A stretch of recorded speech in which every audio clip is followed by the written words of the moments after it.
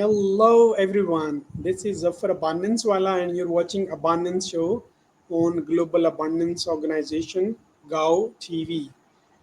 It is a distinct pleasure to welcome Aimee Tallamy to, to the show. As a seasoned leader in customer success operations, Aimee operates at a critical intersection of strategy, data, and human experience. With a proven track record of scaling operations and optimizing the customer journey, she has become a vital voice in how organizations build sustainable, value driven relationships. Amy's expertise lie in transforming complex operational challenges into streamlined systems that empower teams and delight users.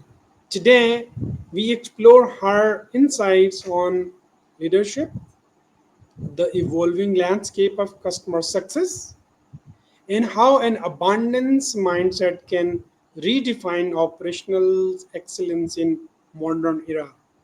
Welcome, Emmy Moore, to Abundance Show. Hi, how are you? Thank you. Hey, thank you so much for gracing my show. And before I ask you questions, can you give us a brief life journey? Sure. My name's Aimee Tallamy. I come from a long background in the medical field on both sides as both a patient and healthcare worker. I've seen the definition of success shift from being purely transactional to more holistic and relation based. Early on, success was measured by volume, efficiency, and revenue.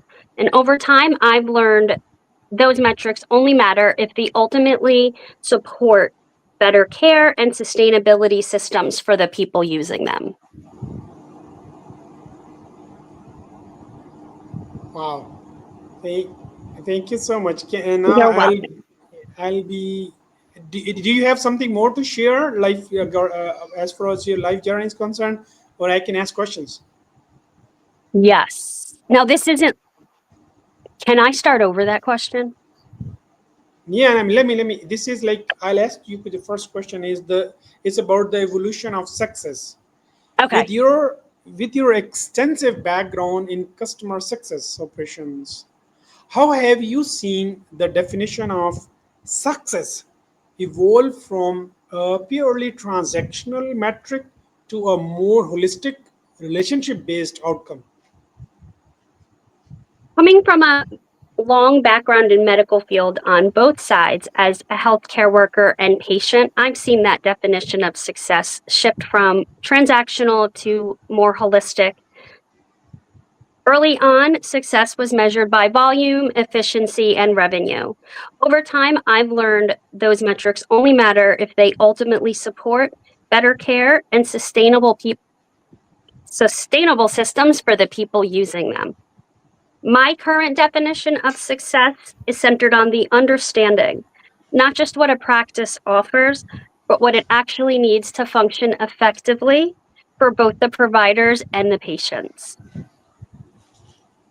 Through listening, building trust, and learning workflows and goals, I focus on identifying ways to support systems in a way that aligns operations performance with patient care.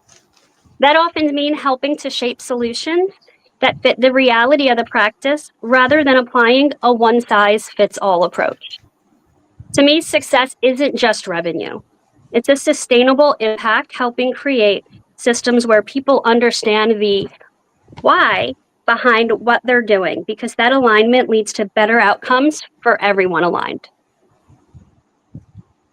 Thank you so You're much. welcome. So diving deep into the excellence of evolution of success. Now, my next question is about operational efficiency versus human connection. In Yes. an era where data and automation are paramount, how do you ensure the human element remain at the center of customer journey? So, in this era, I don't see operational efficiency and human connections as something opposite. I see efficiency as a support system for the better human connection. The risk in operations isn't using data, it's letting data replace that context. My approach to use data to inform decisions, not to make decisions in isolation. In practice, that means I focus automation on what's repeatable and low emotion. Things like routing, tracking, documentation, and workflows, so that more space is created for meaningful human interaction where it really matters. Onboarding conversations, patient or client concerns, escalations, and moments of uncertainty. Coming from healthcare, I've seen how important it is that people feel heard, not just processed. Even the most efficient systems fail if the patient or client does not feel understood. I prioritize listening as a core operational function, not just a soft skill. The data might tell you what's happening, but listening will tell you why. I rely heavily on context. Patterns in behavior, communication, and outcomes help guide decisions, but they never replace direct human input. When there's tension between what the data suggests and what the person's experiencing, that gap should be treated as a signal, not just noise. Ultimately, I keep the human element at the center by designing systems where efficiency creates time and space for empathy, not replaces it. Thank you so much, Emmy. Again, such an insightful journey. And now, I'll ask the next question. It's about scaling with purpose. When scaling operations for growth, what are the core pillars you rely on to maintain quality and consistency without losing the organizational unique culture?